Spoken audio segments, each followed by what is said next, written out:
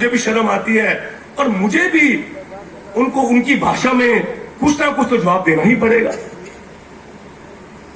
नहीं तो लोग मेरे बारे में बहुत मशहूर है कि अजय महाजन बहुत शरीफ आदमी है, बहुत नेक आदमी है। भाइयों, शरीफों के साथ शरीफ, नेकों के साथ नेक, और ये जो मद्दारी और व्यापारी जो राजनीति में आगे हैं, उनको मुकाबला उन्हीं की भाषा में करेंगे।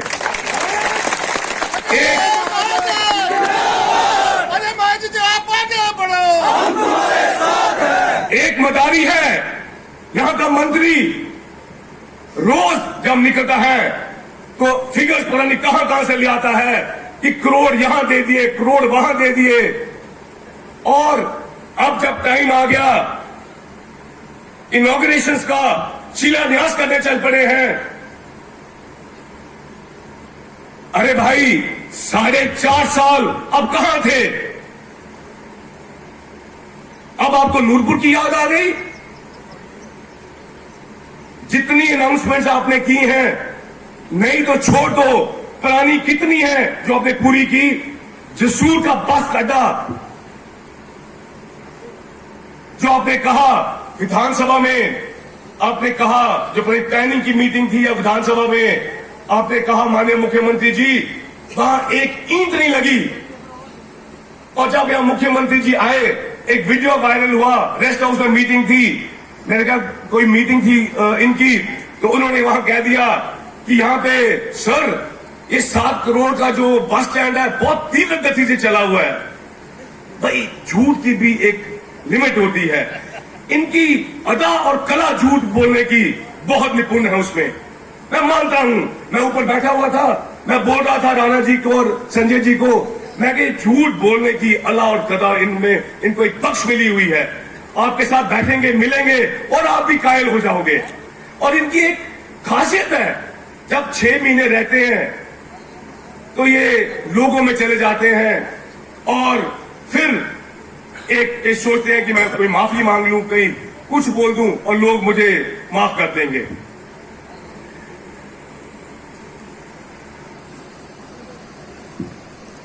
मैं पूछना चाहता हूं, ये जनजाति जो रेस्ट हाउस था तकरीबन 3 करोड़ का, उसका शिलान्यास जसूर में किया। हमारे तकरीबन 8,000 कम से कम जनजाति के साथी हैं, और अगर बाहर से जो आते हैं उनको मिलाओ तो बहुत बड़ी तादाद है। 3 बार उसका टेंडर कैंसिल किया गया और अब भी उसका काम शुरू नहीं हुआ। जो बदुई का इन्होंने कहा था एक बहुत बड़ा इंडस्ट्रियल एरिया बनेगा, वो कहां गया? डिस्ट्रिक्ट की बात हर चुनाव में करते हैं। अब तो 3 महीने रह गए, 3 भी नहीं 2 महीने रह गए आचार संहिता लगने को। ये जो अनाउंसमेंट्स की हैं, ये कब पूरी होंगी? और जब इंटरव्यू देते हैं, मैंने मदारी तब कहा, इतनी बड़ी बड़ी फिगर्स, मेरा भी दिमाग हिल जाता है। तो इतने करोड़ वहां, इतने करोड़ वहां, 100 करोड़, शाबाश। ये आपका मैथमेटिक्स, ये पता नहीं कहां किस स्कूल में आप पढ़े हुए हो। कल मैं इनका एक इंटरव्यू सुन रहा था फिनांसिंग स्कीम के बारे में, बड़ी मजेदार बात है। फिनांसिंग स्कीम आप सबको मालूम है, मेरे पिताजी का एक ड्रीम प्रोजेक्ट था। इसने वो शब्द चेंज करके वहां इंटरव्यू में कह दिया कि वो मेरा ड्रीम प्रोजेक्ट था। अरे भाई, और कहा जी मैं लदोड़ी में पैदा हुआ, और तब मेरे दिमाग में आई बात। पहली बात तो ये पठानकोट में पैदा हुआ, मनवाल में रहता था, इसका घर मनवाल में था। ये तो मनवाल का घर बेच के यहां नूरपुर में आया। वहां पर जब फिनांसिंग स्कीम तक इसकी शुरुआत हुई तो इसको ये भी नहीं पता होगा लाड़ू कहां पे है। और ये बातें बाय बाय कल की जी, 1951 में पहली चिट्ठी आई, फिर ये चिट्ठी आई। जितनी बार क्या शक महाजन या एमएलए बना कोई, वो फिनांसिंग स्कीम का मजाक बनाया जाता था। और कल कह रहा था इंटरव्यू में कि वहां पे जी चूना फेंक के चले जाते थे। इनको अपनी आदत है पता है, इनका अपना स्टाइल है चूना फनेक देने का। सात महाजन ऐसे कभी नहीं करते थे। और ये बदकिस्मती है, 4 महीने पहले चुनाव आ गए तो वो शिलान्यास के टाइम इनकी सरकार आ गई। जितनी वाटर स्कीम्स हमारे टाइम में शुरू हुई थी, अभी तक वो ही नहीं पूरी हुई। मैं दूसरा, बड़े मियां सो बड़े मियां, छोटे मियां सुहान अल्लाह। ये जो व्यापारी हैं, इनका एक नया अंदाज है। पिछले 4, 5, 6 महीने में मैं कभी नहीं बोलता था इसके खिलाफ, पर जब एक हद हो जाती है, लोग सोचते हैं कि वो बोलता जा रहा है और ये चुप रह रहे हैं। अरे भाई, मैं आपसे पूछना चाहता हूं, परिवारवाद की बात करते हैं, भवानी सिंह पठानिया भी यहां बैठे हुए हैं, मैं भी यहां खड़ा हूं। हम लोगों की वोटों से जीत के आए हैं। अगर सुजान सिंह पठानिया जी अनेकों बार जीते, कोई ना कोई क्वालिटी होगी। मेरे पिताजी सत महाजन जी अगर यहां 7 बार जीते, लोगों ने वोटें डाली हैं, तो मैंने अकेले नहीं वोटें डाली। और 17,000 वोट से एक बार जीते थे, जो अमर्ज एरियाज में अब तक का रिकॉर्ड है। नूरपुर से 15 साल वो म्यूनिसिपल कमेटी के प्रेसिडेंट रहे। उसके बाद प्रदेश के 3 बार अध्यक्ष रहे, कांग्रेस के मेंबर पार्लियामेंट रहे। आपका सर्टिफिकेट चाहिए? ये आपको एक और आज बात साझी करना चाहता हूं। ये परिवारवाद की बात करते हैं, मुझे फक्र है, मैं सत महाजन का बेटा हूं।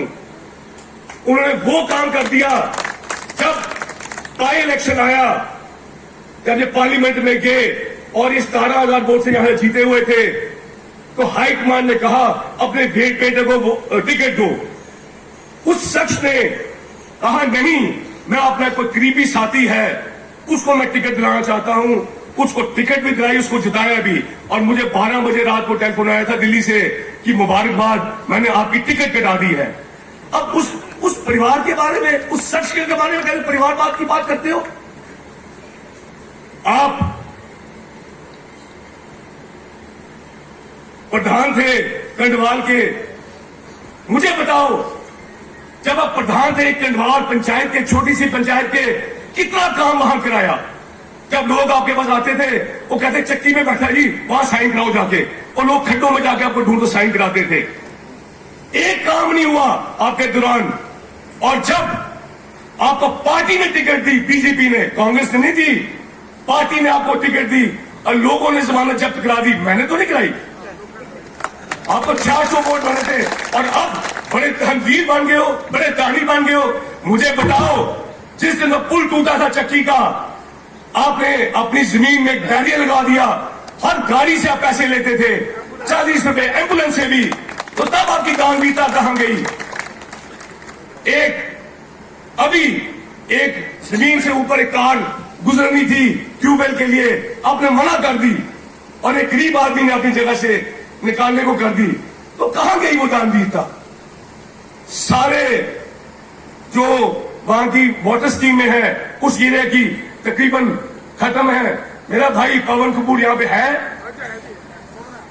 पवन कपूर ने एक दिन आया, वो रात को सुबह मेरे पास आया, सुबह हमारा जिला मतलब प्रेसिडेंट रह चुका है शहरी बड़ी साल। रात को उसकी 20 कनाल जगह, सुबह वो जगह ही नहीं थी। वो कहती मेरी जगह पूछे गई और रातों रात जगह गायब हो गई। मैं कभी किसी के केस पर्सनल अटैक नहीं करना चाहता था, पर एक हद होती है। जब कोई बोलो ही ना, और ये फेक आईडी बनाई हुई है और फेक आईडी पर लगे रहते हैं।